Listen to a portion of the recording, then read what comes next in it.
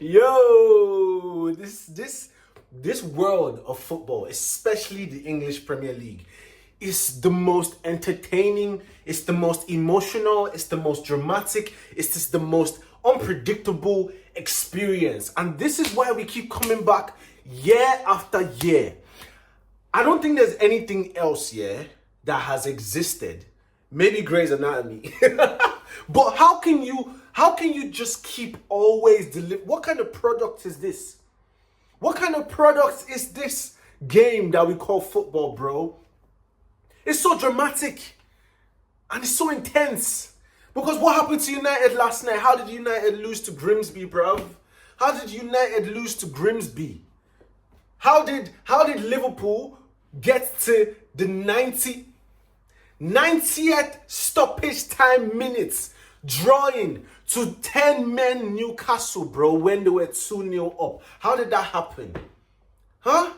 How did United, bro? Everything in this is just so beautiful. And obviously, based on what Liverpool have done, Arsenal fans naturally, for some reason, we're all full of confidence. We're all full of confidence for the game against Liverpool at Anfield. And this is me just trying to think about why, logically, why do we have a lot of confidence going to Anfield? And why should we? Have we earned the right to have this amount of confidence? I would argue we do. Because compared to the rest of the league, if we want to say our major competitions, Chelsea, City, and Liverpool, but it's very interesting because Chelsea have never been in a title race, at least not in recent time. And all of a sudden, they're in the title race. It's very interesting, the kind of pressure that they've put on themselves. But hey, you're here now. You're here now, so don't cry, don't beg. Don't cry, don't beg. You're here now. You're with the big boys. You wanted to be with the big boys. Now you're with the big boys. So if we compare Arsenal to Liverpool, the reason is number one. Liverpool pretty much, look at Liverpool's defense. Van Dijk is 34 years old. Yeah? You've got Kerkers, you've got Frimpong. Barely. You've barely got Kerkers and Frimpong. So let's say Frimpong is out, you push Szoboszlai there. He's not a natural right back. But he's a midfielder. There's a thing to be said about the midfielder fullback pipeline. There is a correlation, right? And fair enough. But point is, they don't have a team. Their spine is gone. As in, the spine that has brought Liverpool to where they are today, they're all gone. All that's left is Salah, that's 33 years old, Van Dijk, that's 34 years old, and Alisson. The rest of the team is just a bit disjointed.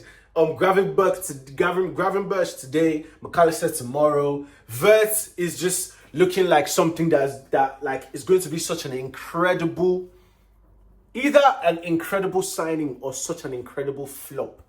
Because why is he looking the way he's looking, man?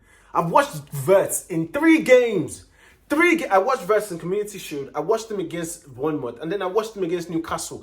I cannot think of anything he's done. I can't think of anything he's done right. I can't think of anything he's done that's like, shit, this is one of the best players in the world. Nothing. But hey. So this is why, and Salah himself said it, that Liverpool team is a team that needs to gel. And we'll find out. Hey, we'll find out. So that is one of the reasons why, compared to Liverpool, Arsenal fans, we have to have a lot more confidence. We've earned the confidence. Why? Because our whole team, is still the same. We're just adding and sprinkling. We're just putting bits here and there. But the spine, the core of the team still stays the same. As Partey is leaving, as Partey and Jorginho are leaving, Declan Rice is establishing. Because Declan Rice came when he was there. So it's like, there's a beautiful transition. It's not one in, one out. It is one in, and then we have you, and then the people you are replacing leave afterwards. So it's a transition. It's not a substitution. Liverpool are substituting Robertson for Kerkers, substituting Ekitike for Darwin Núñez, substituting, who's on the left? Gakpo? I guess there's no substitution there. Gakpo and Luis Diaz were doing what they were doing, right? But you get, compared to Arsenal, where Gyökeres is not essentially substituting Havertz. He's transitioning. Havertz, Gyökeres. Same with Madueke Saka. Same with Eze Martinelli if he's on the left. Do you see what I mean? There's transition where you come in, you play with the people that are there, and then eventually the people that you joined leave. So there's that beautiful transition. So there's that. And then the next one is our manager, yeah? Compared to Pep. Pep has been at the highest level of football for the greater part of the last decade. In different countries as well. So you have to imagine that there's kind of a law of diminishing returns where his shit just starts to crumble. And this is looking like the first signs of City crumbling. But then, when you're so good that crumbling to you looks like third place, crumbling to you looks like maybe a FA Cup, crumbling to you, crumbling for Pep Guardiola is simply just that he's not running away with the league. That is his own version of crumbling. So we'll see what this season looks like, because last season was City's worst season in so long. But what happened to them? They finished third in the Premier League, bro. Same way, our worst season since we became title race contenders, we finished second. So these are things why, okay, this gives us confidence, right? Against Liverpool, against Man City, that actually makes us feel like, yo, we might actually, when you add all the factors together, we might be in the best place to be the ones to make this shit happen. So we'll see. This is why the game at Anfield, obviously, people make it look like these kinds of games are title deciders because you think that you're just going to run over all the other teams in the league. Obviously, because Arsenal have done the Invincibles before, we are more likely to imagine that we can go invincible again. That's the same theology and the same ideology that follows the whole idea of because you've won trophies before, you are more. That's why Liverpool are favourites for this league, because they literally just did it last year. And we're not, because we've tried 3 times and we didn't get it, right? So past performance tends to be an indicator of future results. But obviously, we can always get out the mud. We can always break levels. We can always... So this is why we're hoping that this season is the season where, all right, cool. Everybody's aware that the PGMOL are against us, Arsenal as a club. So all of you, get your act right. That's number one. It's no longer an excuse. We already know that these motherfuckers are against us. Believe yourself, yeah?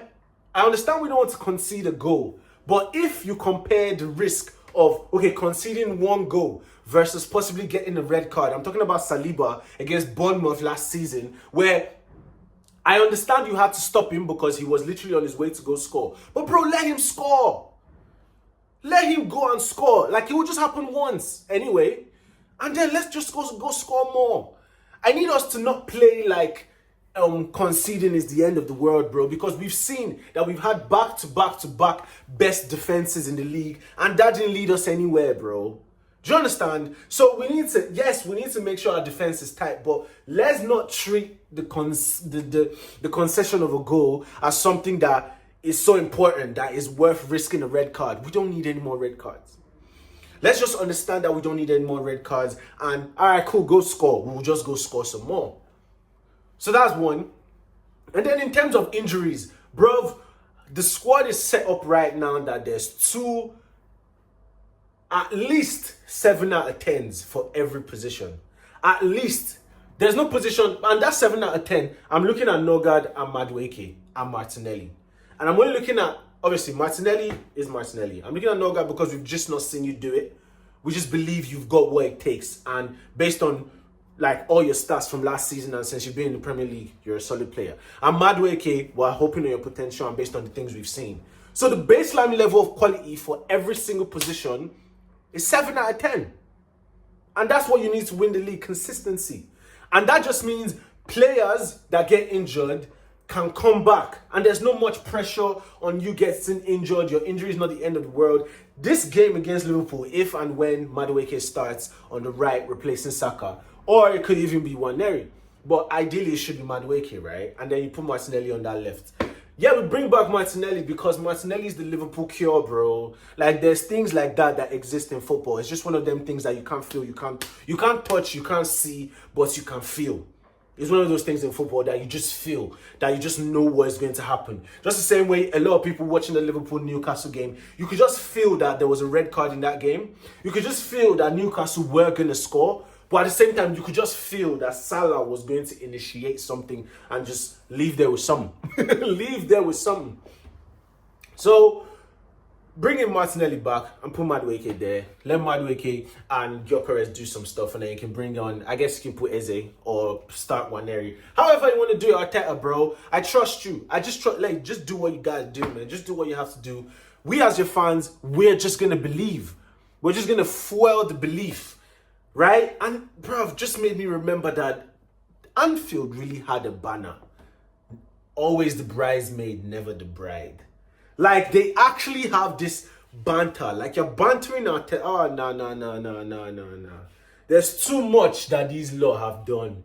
But guess what? We're such a culture club that we're not interested in doing it. I cannot imagine Arsenal being a club, yeah, that will create a banner to make fun of a manager that has come second, bro. How are you, like, you made a banner to insult Arteta for coming second before you made a banner to insult Ruben Amorim for coming 15th. Make it make sense, bro. But hey, see, I'm getting to a point where all this stupid Arsenal shit is starting to fly over my head because I understand it. I'm getting to a point where I understand it more than I feel it. So it is what it is. So my prediction... to conclude the video, my prediction for the game is, obviously, by God's grace, we're not going to lose, and hopefully we don't get any draws. Bro, I just remembered when Liverpool came to the Emirates that Havertz scored a perfectly good goal and the referee disallowed it just because. There's still no reason why it was disallowed. Nah, Liverpool, referees have done so much evil to us in the past couple years because of Liverpool. But hey, it's all good. Remember, United has shown us that karma is real. If you guys like, continue enjoying the karma. Continue enjoying the injustice because it's in your favor. Continue enjoying it. Karma is real, baby. Karma is some real ass shit. Point is, I want to believe we're going to win, but I won't be mad if we leave there with a draw.